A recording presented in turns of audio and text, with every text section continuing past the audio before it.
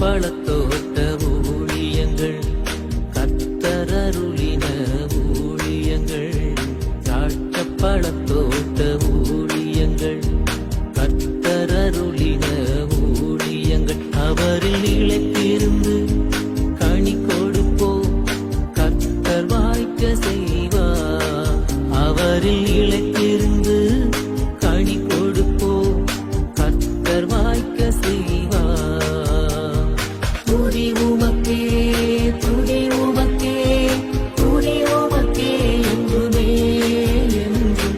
துதி உமக்கே, துதி உமக்கே, துதி உமக்கே என்றுமே. சிறியவனை பொழுதில் இருந்தும் எளியவனை குப்பையில் இருந்தும் எடுத்து உயர்த்தி ராஜாக்களோடும் பிரபுக்களோடும் பதியிருக்க செய்கிற அருமை ஆண்டவர் இயேசு கிறிஸ்துவின் இனிதான நாமத்தினாலே இந்த சத்தத்தை கேட்கின்ற அனைத்து தேவனுடைய பிள்ளைகளுக்கும் என்னுடைய அன்பான வாழ்த்துகள். நீங்கள் கோடா கோடியை பெருகுவீர்களாக, உங்களுடைய பிள்ளைகள் கோடா கோடியை பெருகுவார்களாக என்று வாழ்த்துகின்றேன், ஆசீர்வதிக்கின்றேன். பிரித்துக்குரியவர்களை கர்த்தருடைய பிரதான கிருபையினாலே நான் ஆசிரியத்தில் தேவனுடைய மாளிகை ஒன்றை நாம் கட்டியிருக்கிறோம். சாத்தாங்குளம் போகிற ரோட்டில் இருக்கிறது. 5வது கிலோமீட்டரில் லெஃப்ட் சைடில் ரோட்டை ஒட்டி அமைந்திருக்கிறது. எனவே அங்கே நாம் முதியோர் இல்லத்தை இப்பொழுது ஆணுடைய கிருபையினாலே கொண்டு வந்திருக்கிறோம். பலத்திற்கு மீறி நாம் உழைத்து நாம் கொடுத்து இந்த ஊழியத்தை ஆரம்பித்திருக்கிறோம். பிரித்துக்குரியவர்களே, இங்கே 100க்கும் அதிகமான முதியோர்கள் தங்கலாம். எனவே இந்த முதியோர் இல்லம் ஒரு ஆவிக்குரிய முதியோர் இல்லமாக இருக்கிறபடினாலே நீங்கள் ஒருவேளை வயதான காலத்தில் இருப்பீர்கள் என்றால், உங்கள் பிள்ளைகள் உங்களை கவனிக்க முடியாத ஒரு சூழ்நிலையில் இருப்பார்கள் என்றால், நீங்கள் தாராளமாக இந்த இடத்திற்கு வரலாம். மிக குறைந்த கட்டணத்திலே நாம் எல்லா வசதிகளையுமே செய்து கொடுத்திருக்கின்றோம். பிரித்துக்குரியவர்களே, தினந்தோறும் அங்கே 3 வேளை ஜெபம் நடக்கின்றது. நல்ல உணவு, காற்றோட்டமான இடம், நல்ல வசதி, சிசிடிவி கேமரா, ஆர்ஓ வாட்டர் என்று நாம் எல்லா வசதிகளையும் செய்து கொடுத்துருக்கிறோம். தினந்தோறும் தேவனுடைய ஊழியர்கள் வந்து அங்கே ஜெபத்தை நடத்துகிறார்கள். மாத்திரமல்ல, ஞாயிற்றுக்கிழமை அவர்கள் ஆராதனைக்கு அழைத்து கொண்டு செல்லப்படுகிறார்கள். எனவே தெரிந்த முதியோர்கள் இருப்பார்கள்னால் அவர்களுக்கு நமது ஆவிக்குரிய முதியோர் இல்லத்தை குறித்து சொல்லி நீங்கள் அவர்களை அழைத்து கொண்டு வர வேண்டும் என்று அன்போடு அழைக்கின்றேன். அது மாத்திரமல்ல, பிரித்துக்குரியவர்களே, அங்கே வேலை செய்வர்கள் தங்கியிருந்து தங்களை அர்ப்பணித்து வேலை செய்ய நினைக்கிறவர்கள் தேவை. பாஸ்டர்ஸ் தேவை, நர்சஸ் தேவை, சமையல்காரர்கள் தேவை என்பதையும் உங்களுக்கு நான் அன்போடு கூட அறிவிக்க விரும்புகிறேன். ஒருவேளை உங்களுடைய பிள்ளைகளுடைய பிறந்த நாள், தாத்தா பாட்டியுடைய நினைவு நாள், ஏதோ ஒரு முக்கியமான நிகழ்வு என்றால் இங்கே இருக்கிற ஏழைகளை நீங்கள் நினைத்து அவர்களுக்கும் உணவளிக்கலாம் என்கிற நல்ல செய்தியை அறிவிக்க விரும்புகிறேன். பிரித்துக்குரியவர்களே, இந்த நல்ல நாளிலும் கூட ஒரு நல்ல செய்திக்குள்ளாக நான் கடந்து போக இருக்கிறோம். பாருங்கள், சங்கீதம் 9:9.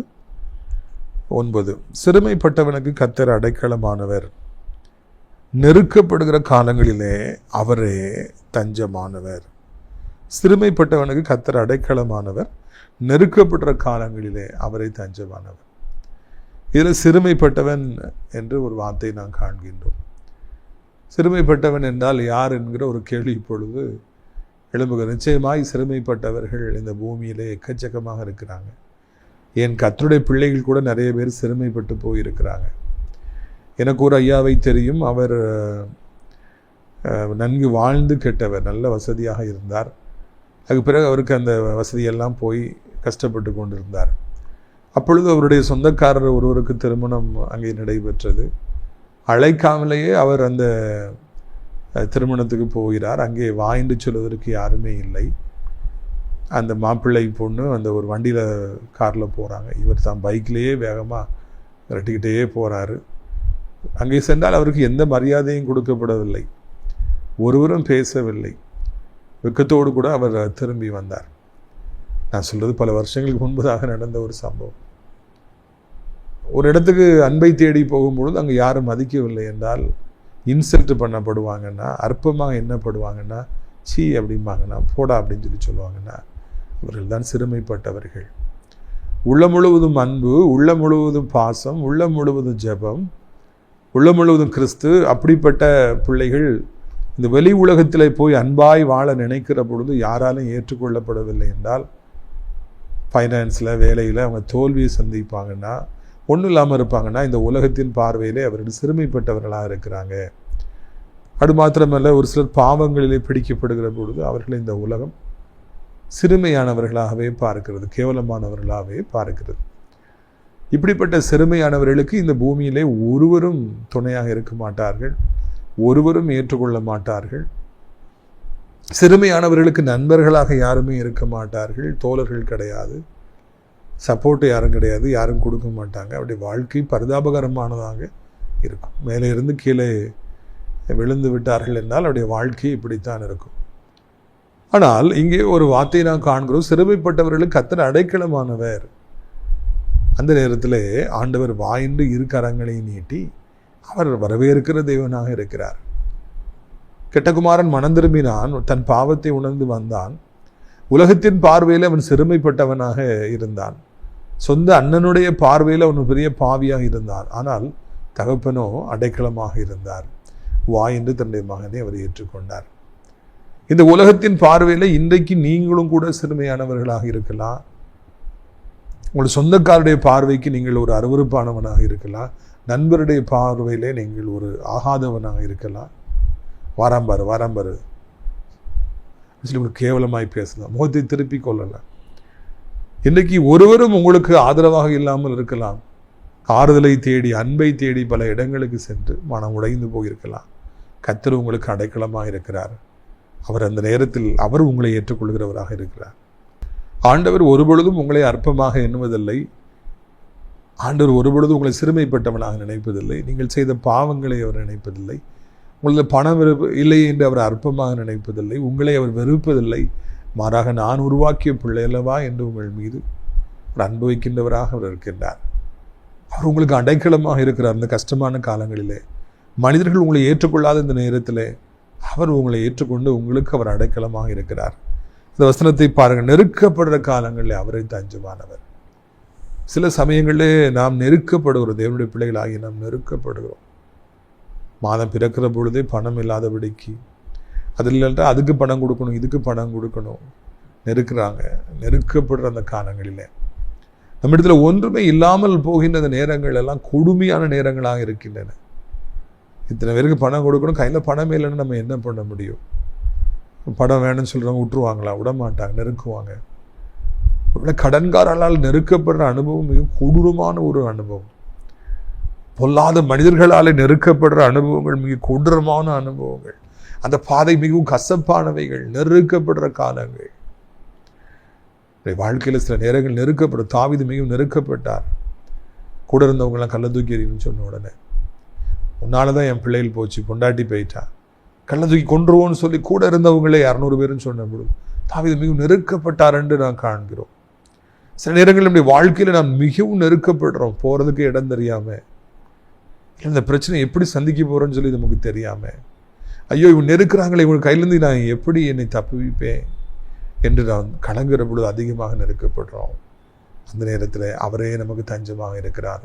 நம்முடைய ஆண்டவரே நமக்கு தஞ்சமாக இருக்கிறார். இந்த வசனம் எனக்கு ரொம்பவும் பிடித்திருக்கிறது. நெருக்கப்படுற காலங்களில், நீதிமான்கள் நெருக்கப்படுகிற காலங்களிலே, தேவனுடைய பிள்ளைகளை இந்த உலகம் நெருக்குகிற காலங்களிலே அவரே தஞ்சமாக இருக்கிறார். பழைய ஏற்பாட்டு காலத்தில் அடைக்கல பட்டணம் என்று சொல்லி ஒன்று இருந்தது. இந்த அடைக்கல பட்டணம் என்றால் என்னவென்று உங்களுக்கு தெரியுமா? யாராவது கொலை பழியிலே மாட்டிக்கொள்கிற பொழுது தெரியாமல் கொலை செய்து விடுவார்கள். தற்பாதுகாப்புக்காக அப்னரை போல கொலை செய்து விடுவார்கள்.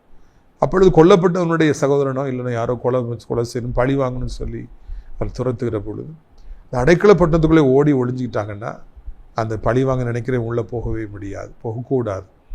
இந்த அடைக்கல பட்டணம் எல்லா ஊர்லேயும் கட்டப்பட்டிருக்கும். இந்த கொலை பழி உள்ளவங்களாம் உள்ளே போய் ஒளிஞ்சிக்குவாங்க, யாரும் அவங்கள ஒன்றும் செய்ய முடியாது. பழைய ஏற்பாட்டு காலத்திலே ஆண்டவருடைய அநாதி கட்டளையின்படியே இந்த அடைக்கல பட்டணங்கள் கட்டப்பட்டிருந்தது. இப்பொழுதும் ஆண்டவர் நமக்கு அடைக்கல பட்டணமாக இருக்கிறார். நெருக்கப்படுற காலங்களில் கடன் கேட்டு வராங்க ஐயா, பொல்லாத மனுஷர்கள் நெருக்கிறாங்க ஐயா, நான் ஒரு காலத்தில் பாவம் செஞ்சேன், தப்பு செஞ்சேன், அதை வச்சுட்டு நெருக்கிறாங்க ஐயா, என்னை அப்படி பண்ணிடுவேன் இப்படி பண்ணிடுவேன் சொல்கிறாங்க ஐயான்னு சொல்லி ஓடி உங்கள் நெருக்கிற பொழுது நீங்கள் ஓடி போய் அந்த அடைக்கல பட்டணமாம் ஆண்டவர் இயேசுவண்டை நீங்கள் ஒளிந்து கொள்ளும்படியாக உங்களை ஆண்டவர் அழைக்கிறார். நெருக்கப்படுற காலங்களில் அவரை தஞ்சமானவர். சிறுமைப்பட்ட நேரங்களிலே அவரே நமக்கு அடைக்கலமானவர். எவ்வளவு அருமையான வசனங்கள் பார்த்தீர்களா? அடுத்த வசனத்தை பாருங்கள். சங்கீதம் 9:10. கர்த்தாவே, உம்மை தேடுகிறவர்களை நீர் கைவிடுகிறதில்லை, அதனால் உமது நாமத்தை அறிந்தவர்கள் உம்மை நம்பி இருப்பார்கள். கர்த்தாவே, உம்மை தேடுகிறவர்களை நீர் கைவிடுகிறதில்லை. எவ்வளவு உண்மையான, எவ்வளவு உத்தமமான ஒரு வசனம். ஆண்டவரை யாராவது தேடிட்டாங்கன்னா கல்லிச்சு ஜோம் பண்ணுறாங்க, சாயந்தரம் ஜோம் பண்ணுறாங்க, நைட்டு ஜோம் பண்ணுறாங்க, ஞாயிற்றுக்கிழமை வந்துட்டு ஆராதனைக்கு போயிடுறாங்க, சனிக்கிழமை வந்துடுச்சுன்னா நம்ம ஊழியங்களில் பங்கேற்கிறாங்க, விடுதலை நாள் கூட்டங்களில் பங்கேற்கிறாங்க, கர்த்தருக்கு முடிஞ்ச காணிக்கைகளை கொடுக்குறாங்க, பிள்ளைகளுக்கு ஆண்டவரை குறித்து அறிவிக்கிறாங்க. அப்படின்னா கர்த்தரை தேடுகிற அந்த பிள்ளைகளை அவர் ஒருபொழுதும் கைவிடுகிறதில்லை. கர்த்தர் என்னை கைவிட்டு விடுவாரோ, என் வாழ்க்கை ஒன்றுமில்லாமல் போய்விடுமோ, என் பிஸ்னஸ் எல்லாம் அழிந்து போயிடுமோ, என் பிள்ளைகள் அழிஞ்சு போயிடுவாங்களோ, என் சொத்துக்கள்லாம் என்னை விட்டு போயிடுமோ, ஒருவேளை இன்றைக்கு நான் கைவிடப்படுவேனோ, கைவிடப்பட்டு அழிந்து போய்விடுவேனோ என்கிற கேள்விக்குறியின் மத்தியிலே இந்த செய்தியை கேட்டுக்கொண்டிருக்கலாம். நல்ல ஞாபகம் இருக்கு, நான் சென்னையிலே படிக்க போன பொழுதுதான் முதலாக ஆண்டவரை சொந்த ரட்சகராக ஏற்றுக்கொண்டேன். அது ஏற்கனவே பல முறை உங்களுக்கு சொல்லியிருக்கிறேன். அப்போது நான் ஸ்போர்ட்ஸில் நல்லா பண்ணாதான் எனக்கு அப்பாயின்மெண்ட் கிடைக்கும் அப்படிங்கிற ஒரு நிலைமை. ஏனென்றால் சென்னையில் அந்த கல்லூரி மிக பிரபலமான கல்லூரி. எல்லா ஸ்போர்ட்ஸ்மேனும் இந்தியாவிலேருந்து தமிழ்நாட்டிலேருந்து அங்கே தான் படிக்க வருவாங்க. அங்கே படித்தா வேலை வாய்ப்புகள் அதிகம். இப்படிப்பட்ட ஒரு நிலைமையில் அந்த சென்னையில் அந்த ஸ்டேடியத்தில் நான் ஒரு முக்கியமான ஈவெண்ட்டுக்கு போயிட்டு வரேன். அதில் ஃபஸ்ட்டு வந்தால் தான் எனக்கு வாழ்க்கை என்கிற ஒரு முக்கியமான நெருக்கடியான ஒரு நேரம். ஆனால் நான் அதில் தோற்று போய் விடுகிறேன். என்னால் பெர்ஃபார்ம் பண்ண முடியல. அப்பொழுது அந்த ட்ரெயினில், எலக்ட்ரிக் ட்ரெயினில் ஏறி நான் அங்கேருந்து நுங்கம்பாக்கம் ரயில்வே ஸ்டேஷனுக்கு வரும்பொழுது கண்ணீராய் கொட்டுகிறது. எனக்கு இனி எதிர்காலம் இல்லை, வீட்டுக்கு நான் என்ன சொல்லுவேன், இந்த மீட் என்னாச்சுன்னு அம்மா அப்பா கேட்பாங்களே, அவங்களுக்கு என்ன பதில் சொல்லுவேன், எப்படி என் எதிர்காலத்தை சந்திப்பேன், நான் இந்த சென்னைக்கு வந்த நோக்கம், படிக்க வந்த நோக்கமே ஒன்றும் இல்லாமல் போயிடுச்சே என்று பலவாறு கலங்கி நான் வரும்பொழுது கண்ணீர் வடித்து, ஆண்டவரே நீர் என்னை கைவிட்டு விடுவீரோ என்று சொல்லி நான் கலங்குகிறேன். என் ஜெபம் எல்லாம் வீணாய் போய்விட்டதோ, இரவும் பகலும் உம்முடைய ஞாபகமாகவே இருக்கிறேனே, உம்முடைய ஊழியத்தையே இங்கு செய்து கொண்டிருக்கிறேனே, அப்படிப்பட்ட என்னை நீ கைவிட்டு விடுவீரோ என்று நான் கதறி போய் அந்த நுங்கம்பாக்கம் ரயில்வே ஸ்டேஷனில் அந்த ஓவர் பிரிட்ஜில் இறங்கி அப்படி காலேஜுக்கு போகிறதுக்கு இறங்கணும். அப்போ அதில் ஒரு கூட்டம் எங்கேயோ நடக்கிற இடத்துல ஒரு வால் போஸ்டர் அதுக்காக ஒட்டியிருக்கிறாங்க அந்த ஓவர் பிரிட்ஜில். அதை மறக்கவே முடியாது. அதில் மேலே எழுதப்பட்ட வசனம் இந்த வசனம்தான், கர்த்தாவே உம்மை தேடுகிறவர்களை நீர் கைவிடுகிறதில்லை. அப்படி ஒரு 10 நிமிஷம் நின்று நான் அதை பார்த்து கண்ணீர் வடித்து கொண்டே இருந்தேன். அந்த போஸ்டர், வால் போஸ்டர், ஒரு கூட்டம் நடக்கிறதுக்கு போட்டிருக்கிறாங்க. இவர் பேசுகிறாரு, இந்த இடம், இந்த நேரம், நீங்கள் வாங்க. அதெல்லாம் என் கண்ணில் படலை. மேலே போடப்பட்ட அந்த வசனம், கர்த்தாவே உம்மை தேடுகிறவர்களை நீர் கைவிடுகிறதில்லை. அதை பார்த்து நான் அழுது கொண்டே நின்று கொண்டது. நிறைய பேர் வந்தாங்க போனாங்க, எனக்கு யாருன்னு வராங்க போகிறாங்கன்னா கவனிக்கிற அளவுக்கு நான் இல்லை. என் உள்ள உடைக்கப்பட்டு நான் நெருக்கப்பட்டு கொண்டிருக்கிறேன். அப்போது அந்த வசனம் அப்படியே என்கிட்ட பேசுது, கர்த்தாவே உம்மை தேடுகிறவர்களை கைவிடுகிறதில்லை. ஆண்டவரே இறங்கி வந்து பேசியது போல் எனக்கு இருந்தது. அப்போ தான் என் பாரெல்லாம் என்னை விட்டு இறங்கிச்சு. அது தோல்வி என்னை நொறுக்கியது, என்னை நெருக்கியது. அப்பொழுது என்னோட கேள்வி, நான் இவ்வளவுமே தேடுறேன், நான் இவ்வளவு ஜெபிக்கிறேன், நான் இவ்வளவு உம்முடையத்திலே நான் இருக்கிறேன், மடியிலே உட்கார்ந்துருக்கிறேன், எனக்கு தோல்வியா? அப்படின்னா எதிர்காலம் என்ன ஆகும்பா, என்னை கைவிட்டுட்டீங்களோ அப்படின்னு கேள்வி வந்த பொழுதுதான், கர்த்தாவை உம்மை தேடுகிறவரை நீ கைவிடுகிறதில்லை. அதுக்கப்புறம் இத்தனை வருடங்கள் ஆகிருச்சு, 27, 28 வருஷம் ஆச்சு. இன்னைக்கு வரைக்கும் ஆண்டவர் என்னை கைவிடவே இல்லை. அவரை தேடுகிறபடினால என்னை கைவிடவே இல்லை. எத்தனையோ பள்ளத்தாக்கள் வந்தன, எத்தனையோ எதிரிகள் வந்தார்கள், எத்தனையோ பொல்லாத மனிதர்கள் வந்தார்கள், பொல்லாத ஆவிகள் எனக்கு விரோதமாக எழும்பின, என்னவெல்லாமோ வாழ்க்கையில் மேடு பள்ளங்கள் வந்தன. ஆனால் ஆண்டவர் என்னை கைவிடவில்லை. இன்ப காணான் போகின்ற வரைக்கும் மரண பரியந்த நடத்துகின்ற தேவனாக இருக்கிறார். ஆண்டவர் தேடுகிற உங்களையும் கூட அவர் கைவிட மாட்டார் என்பதை உங்களுக்கு நான் நினைவூட்டும்படியாக விரும்புகிறேன். அடுத்த வசனத்தை பாருங்கள். சங்கீதம் 9:15. ஜாதிகள் தாங்கள் வெட்டின குழியில் தாங்களே விழுந்தார்கள், அவர்கள் மறைவை வைத்த வலையில் அவர்களுடைய காலை அகப்பட்டு கொண்டது. நிறைய பேர் தேவனுடைய பிள்ளைகளுக்கு குழி வெட்டுறாங்க, வலையை வைக்கிறாங்க, மாட்டிக்கொள்ளட்டும், எப்போ விழுவான், எதிராக அவனை பிடிக்கலாம். தேவனுடைய பிள்ளைகளுக்கு விரோதமாக, ஊழியக்காரர்களுக்கு விரோதமாக நிறைய பேர் குழியை வெட்டுறாங்க. அவங்க வேலையை அவங்க பார்த்துட்டு இருந்தாங்கன்னா எவ்வளோ நல்லா இருக்குமே. அவங்களுக்கும் குடும்பம் உண்டு, சம்பாதிக்க வேண்டுங்கிற கட்டாயங்கள் உண்டு, உடல் நலனை காக்க வேண்டும், ஃபிட்னஸ் இருக்கணுங்கிறதெல்லாம் உண்டு. ஆனால் அவங்க அதெல்லாம் விட்டுட்டு தேவனுடைய பிள்ளைகளுக்கு குழி வெட்டுவதையும் கன்னிகளை வைப்பதையும் பார்க்கிறோம். யானையை பிடிக்கின்ற மிகப்பெரிய ஒரு குழியை வெட்டி அது மேலே ஒரு தென்னம் அந்த இலைகளை போட்டு மூடி அதில் வாழை அது மாதிரி கொஞ்சம் நல்ல யானைகள் சாப்பிட்றத போட்டு வைப்பாங்க. அந்த வாழைப்பழம்லாம் உடனே அந்த யானை அதில் போய் மிதித்து கீழே விழுந்து விடும். அதே போல் குருவிகளை பிடிப்பதற்கு வலைகளை போட்டு வைப்பார்கள், அதில் சாப்பாடை போடுவாங்க. அந்த குருவி போய் அதை சாப்பிடும்போது அந்த வலையிலே இது மாட்டிக்கொள்ளும். தேவனுடைய பிள்ளைகளே அப்படியே குழியிலே விழத்தள்ள வேண்டும் என்று குழியை வெட்டுபவர்கள், வலைகளை போடுபவர்கள், இறுதியில் அவர்களே அதில் மாட்டிக்கொண்டார்கள். யாரெல்லாம் தேவனுடைய பிள்ளைகளை வீழ்த்த வேண்டும் என்று கங்கணம் கட்டி கொண்டு நிற்கிறார்களோ, தேவனுடைய பிள்ளைகளை அழிப்பேன் என்று சொல்லுகிறார்களோ, தேவனுடைய பிள்ளைகளுக்கு விரோதமாக யுத்தம் செய்து கொண்டே இருக்கிறார்களோ, அவர்கள் ஒரு நாளிலே வலைகளிலே மாட்டிக்கொள்கிறார்கள், குழியிலே விழுந்து போகிறார்கள். அவள் தூக்குவார் யாரும் இல்லாதபடிக்கு அவருடைய தீபம் காரிருளே அடைந்து போகின்றது. இந்த நாட்களில் யாரெல்லாம் அவங்களை நெருக்கிறாங்களோ, யாரெல்லாம் அவங்களை தொடர்ந்து வாராங்களோ, அவங்கள ஆண்டவர் காணாமல் போக பண்ணுகிறார். இஸ்ரவேல் ஜனங்கள் 430 வருஷம் பார்வோனுக்கு அடிமையாக இருந்துட்டாங்க. எவ்வளவோ கஷ்டங்களை பார்வோன் கொடுத்தாரு, எகிப்து கொடுத்து. சரி, இப்போமாவது அவங்க வாழ்ந்துட்டு போட்டுமே, 430 வருஷம் உன்னை சேவிச்சிட்டாங்களே, இப்போமாவது வாழ்ந்துட்டு போடும், நீ தானே போன்னு சொல்லி விட்டுட்டேன்.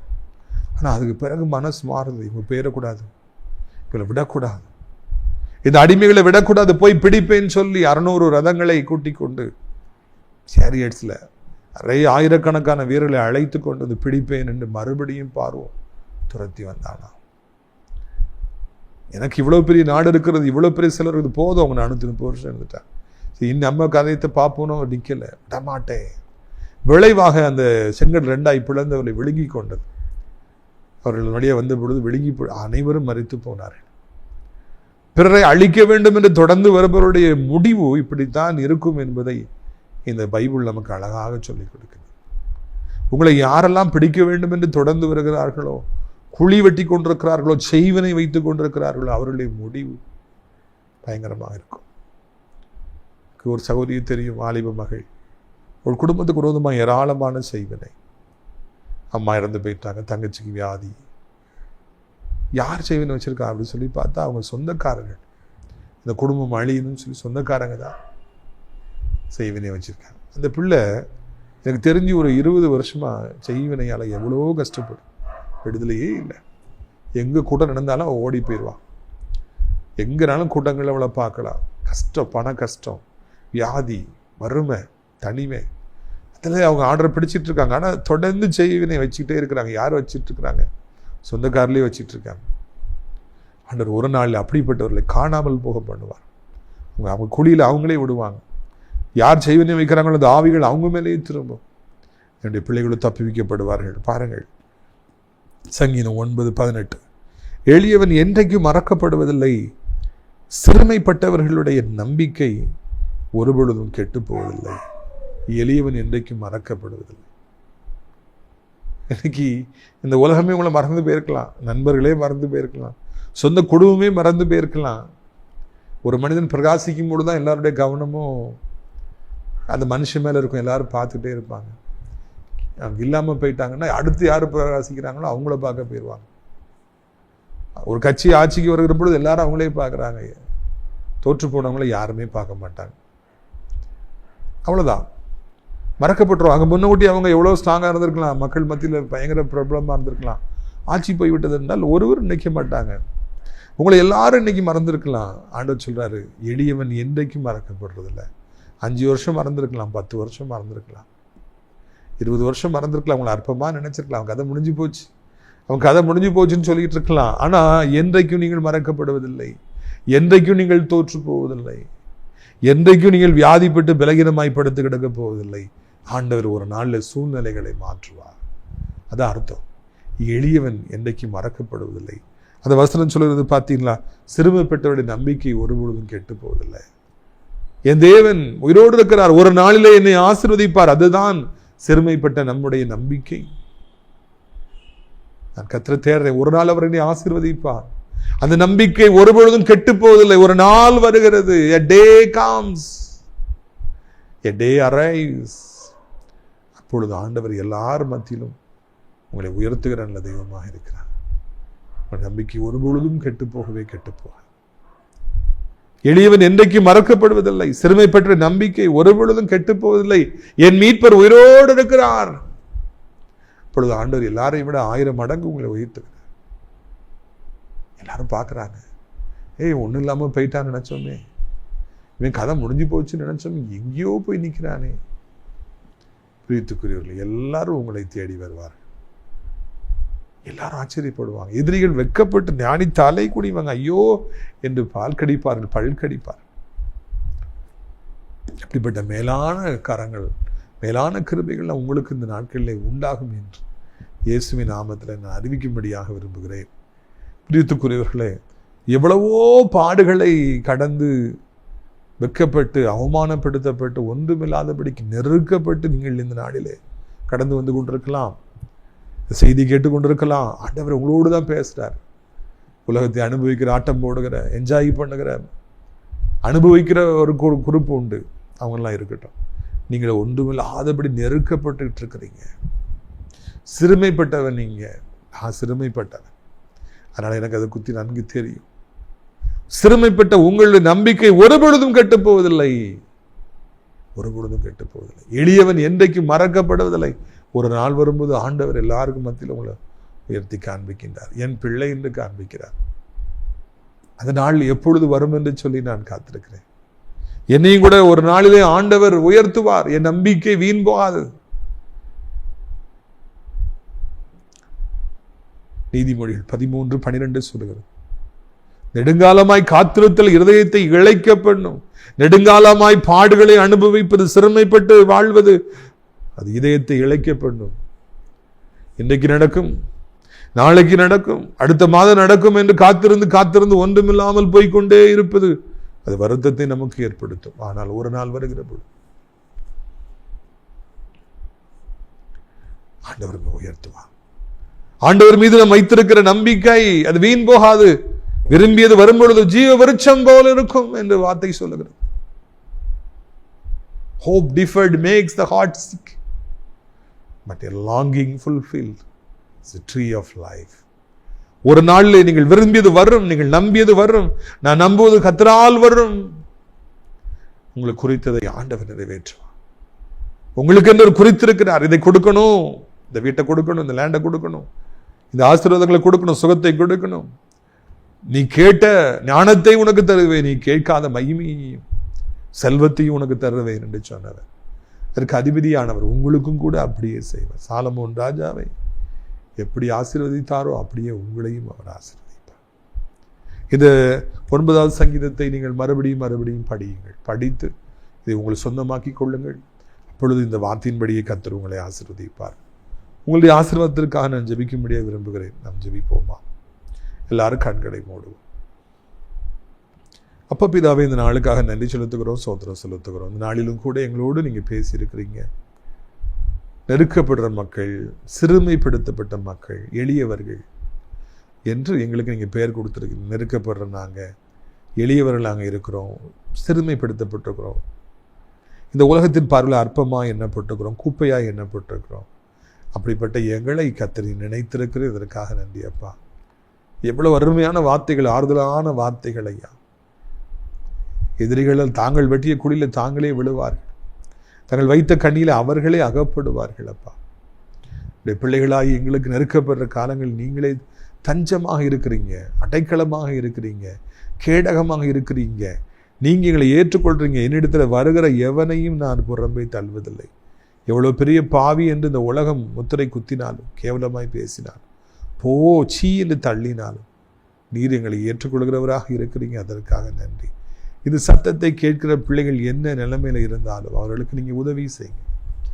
அநேக ஜனங்கள் இன்றைக்கு வியாதிப்பட்டு அந்த தோஷத்தை நீக்க முடியாதபடிக்கு எவ்வளவு துன்பத்தை அனுபவிக்கிறாங்க. கிட்னி ஃபெயிலியர் ஆகியிருப்பவர்களுக்கு ஜெபிக்கிறோம்.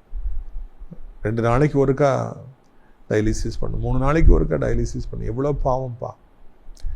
எப்படியாவது அவர்களை காப்பாற்றுவீராக ஆண்டவரே. அவர்களுக்கு ஒரு நாளும் இந்த இந்த கிட்னிகள் பிரச்சனை, அந்த டயாலிசிஸ் தொடர்ந்து இருக்கக்கூடாது.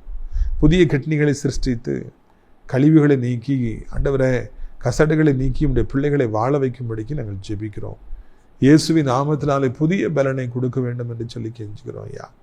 புதிய கிட்னிகள், புதிய அவயங்கள் எதெல்லாம் ஃபெயிலியர் ஆயிடுச்சோ, ஃபங்க்ஷன் ஆகாதுன்னு மருத்துவர்கள் சொல்லிட்டாங்களோ, நீங்கள் புதுசாக பொறுத்துங்க. லங்ஸாக இருக்கலாம், எதுவாக இருக்கலாம், புதுசாக பொறுத்துங்க.